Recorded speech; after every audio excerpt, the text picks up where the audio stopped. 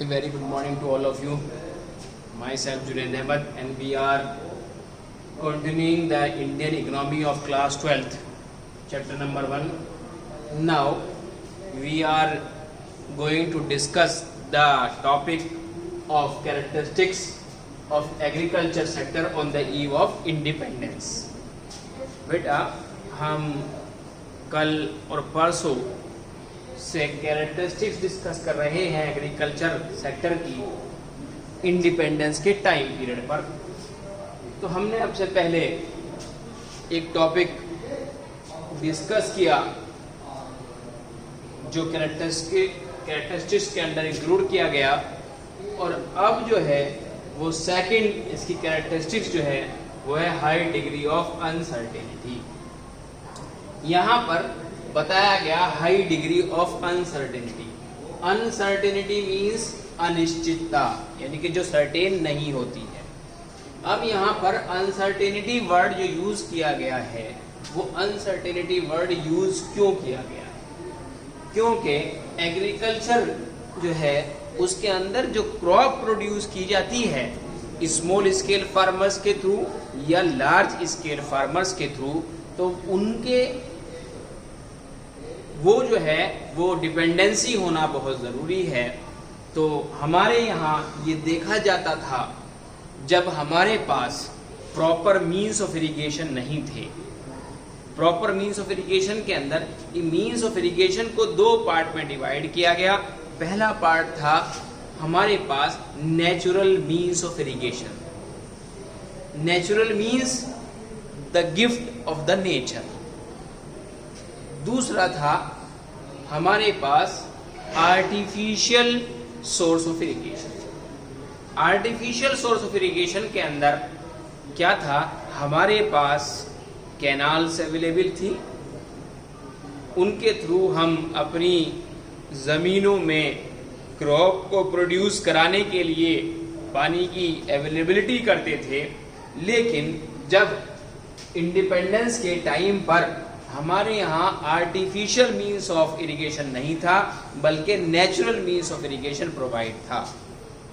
उस time natural means of irrigation के अंदर ओनली हम जितने भी स्मॉल स्केल फार्मर्स थे या लार्ज स्केल फार्मर्स थे या एग्रीकल्चर फील्ड से रिलेट करने वाले पर्सन्स थे, वो सिर्फ इरिगेशन के पॉइंट ऑफ व्यू से रेनफॉल पर डिपेंड करते थे।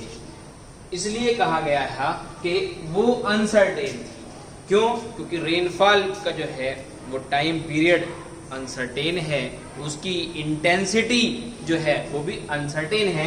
इसलिए यहाँ पर प्रोडक्शन जो था वो रेनफॉल पर डिपेंड करता था। हमारे एग्रीकल्चर सेक्टर के अंदर जितनी ज़्यादा बारिश अवेलेबल हो जाती थी, रेनफॉल के लिए इरिगेशन की फैसिलिटी अवेलेबल हो जाती थी, उसी वजह से ज़्यादा हाई डिग्री के बेस पर हाई प्रोडक्टिविटी पॉसिबल हो जाया करती थी। तो यहाँ पर हमारा जो एग्रीकल्चर सेक्टर है वो डिग्रेड जो हुआ वो इसीलिए हुआ इंडिपेंडेंस के टाइम पर कि हम जो है वो नेचुरल मीन्स ऑफ इरिगेशन यानी कि रेनफॉल पर डिपेंड करते थे।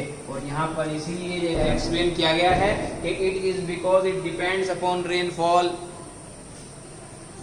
प्रोडक्शन जो था क्रॉप का वो रेनफॉल पर डिपेंड करता था, इसलिए उसको हमने अनसर्टेन माना है क्योंकि वो नेचुरल है, under the hand of the human being नहीं है, under the control of the human being नहीं है। It is the control upon the nature. Good rainfall implied good output. मैंने आपको भी बताया कि अगर रेनफॉल की परसेंटेज जो है और इंटेंसिटी जो है वो ज्यादा है तो इसका मतलब हमारे यहाँ पर पीस ऑफ लैंड के अंदर, फ्रेगमेंटेड लैंड के अंदर होने वाला प्रोडक्शन जो है वो भी उसी पर बेस्ड है। अगर रेनफॉल ज्यादा है तो आउटपुट ज्यादा है।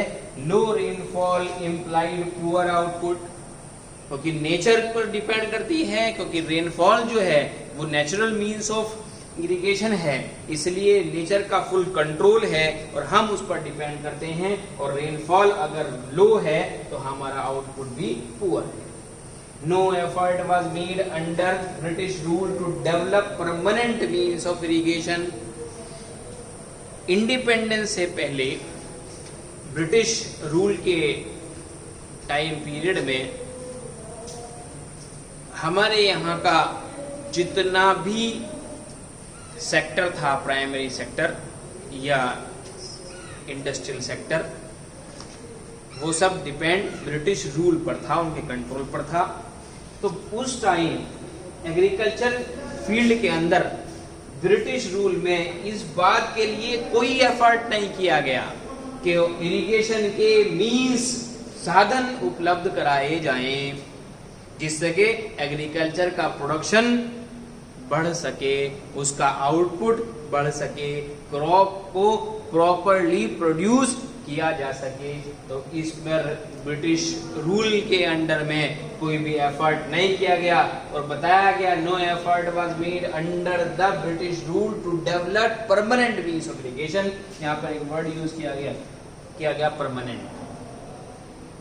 अब हमारे पास इस टाइम जो अवेलेबल है इरिगेशन के लिए मींस जो हैं वो अब परमानेंट है, भले ही वो आर्टिफिशियल है।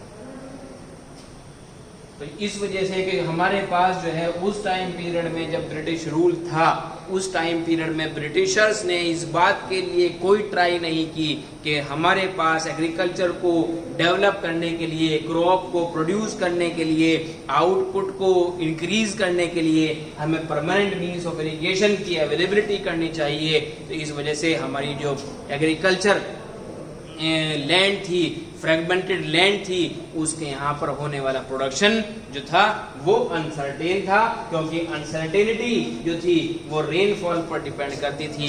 जितनी तेज बारिश, क्योंकि वो नेचुरल मींस ऑफ इरिगेशन था, उतना ही प्रोडक्शन, ज्यादा प्रोडक्शन। इस वजह से भी हमारे इंडिपेंडेंस के टाइम पीरियड पर हमारा एग्रीकल्चर सेक्टर जो है वो डिमोलिश होता चला गया। The next characteristics of agriculture on the eve of independence, small and fragmented holdings. देखिए, इंडिया के अंदर ब्रिटिश रूल से पहले हमारे पास, जिसके पास जितनी जमीनें थी वो एनफ क्वांटिटी के अंदर थी। हर small scale farmers, large scale farmers, medium scale farmers अपने यहाँ की क्वांटिटी ऑफ लैंड के बेस पर ही अपने यहाँ पर क्रॉप का प्रोडक्शन कराया करता था। लेकिन ब्रिटिश रूल के अंडर में ऐसा हुआ है कि अगर एक पर्सन की डिफरेंट पीस ऑफ लैंड है तो उन्होंने उसके अंदर भी प्रोडक्शन जो कराया है उसको ये कहा गया है कि जिसकी जमीन जितनी है, क्या मतलब कि यानी कि अगर किसी फार्मर के पास जमीन की क्वांटिटी कम है, पीस ऑफ लैंड कम है, तो वो उसका प्रोडक्शन कम ही कराएगा क्रॉप का और उसके पास कॉस्ट हाई हो जाएगी। और जो लार्ज स्केल फार्मर्स हैं उनके पास जो है क्वांटिटी ऑफ लैंड है तो उनके यहाँ पर होने वाला क्रॉप का प्रोडक्शन भी लार्ज स्केल का ही होगा और मिनिमाइज्ड कॉस्ट होगी और मैक्सिमम प्रॉफिट अवेलेबल किया जाएगा। तो यहाँ पर क्या था कि जब जमीनों को छोटे छोटे टुकड़ों में बांट दिया गया ब्रिटिश रूल के अंदर, इंडिपेंडेंस से पहले हम क्या कहना चाहिए, उन्होंने जमीनों को छोटे छोटे पीस ऑफ लैंड के अंदर क्या कहना डिवाइड कर दिया, उसे हमने वर्ड दे दिया फ्रेगमेंटेड, यानी कि according to the fertility of the soil the Britishers divide the cultivated land. जो उपजाऊ जमीन थी उन उपजाऊपन के आधार पर, फर्टिलिटी के आधार पर, उसके बेस पर एग्रीकल्चर लैंड को डिवाइड कर दिया गया। और जो जमीनें कम उपजाऊ थी और उनका जो पीस ऑफ लैंड था वो भी कम क्वांटिटी के अंदर था तो उनके अंदर होने वाला प्रोडक्शन भी कम था। कहा गया land holdings were both small as well as fragmented. बताया मैंने अभी आपको कि जो लैंड थी एग्रीकल्चर लैंड उसको पीसेस में डिवाइड कर दिया गया तो वो क्या हो गई, फ्रेगमेंटेड हो गई। Fragmented refers to a piece of land. मैंने आपको पहले बताया है कि फ्रेगमेंटेड का मतलब ही ये है कि those availability of the cultivated land divided upon the fertility of the soil as well as the land agriculture. Land के एग्रीकल्चर लैंड की फर्टिलिटी के बेस पर उन पीसेस ऑफ लैंड को डिवाइड कर दिया गया और जैसे जैसे जिसकी फर्टिलिटी ज्यादा थी उसका आउटपुट ज्यादा था, ऐसे ऐसे जिसकी लैंड की फर्टिलिटी कम थी उस पीस ऑफ लैंड का प्रोडक्शन भी कम था और उस पर कॉस्ट जो है वो ज्यादा खर्च हो जाया करती थी। Most land holdings were uneconomic with low output at high cost. ऐसे फार्मर्स जो अपनी कम क्वांटिटी की जमीनों पर क्रॉप को प्रोड्यूस करते थे और उनका एम केवल क्या था, अपने लिए उस क्रॉप को प्रोड्यूस करना था, सेल्फ कंजम्पशन के लिए उसको क्रॉप को प्रोड्यूस करना था, तो उस पर होने वाला एक्सपेंसेस भी बहुत ज्यादा होता था और प्रोडक्शन कम होता था। क्यों? क्योंकि उनकी जमीन का जो साइज था, लैंड का साइज था, वो ऑलरेडी कम था और उसकी जो फर्टिलिटी थी वो भी कम थी। इसी वजह से उनका जो प्रोडक्शन था उस पीस ऑफ लैंड का वो भी कम ही होता था और उस पर होने वाली कॉस्ट जो है, एक्सपेंस जो है, वो ज्यादा आता था। तो मैंने आपको यहाँ बताया जिसकी वजह से हमारे एग्रीकल्चर सेक्टर के अंदर जो है वो डिमोलिशन स्टार्ट हो गया। तो यहाँ पर हमने बताया कि इंडिपेंडेंस के टाइम पर एग्रीकल्चर सेक्टर जो था वो थोड़ा सा डिमोलिश इसलिए हुआ है कि हाई डिग्री ऑफ अर्सेनिटी, क्योंकि हमारे उस टाइम पर जो एग्रीकल्चर था, क्रॉप का प्रोडक्शन था, वो आर्टिफिशियल सोर्स पर डिपेंड न करके नेचुरल सोर्स ऑफ इरिगेशन पर डिपेंड करता था और वो अनसर्टेन होता है। और दूसरी चीज़ यह थी कि हमारी जो लैंड होल्डिंग्स थी उनको जो है डिफरेंट पीस ऑफ लैंड में डिवाइड कर दिया गया था on the basis of their fertility. That's why that is low fertility of the soil produce low output and high fertility of the soil produce high output. Thank you.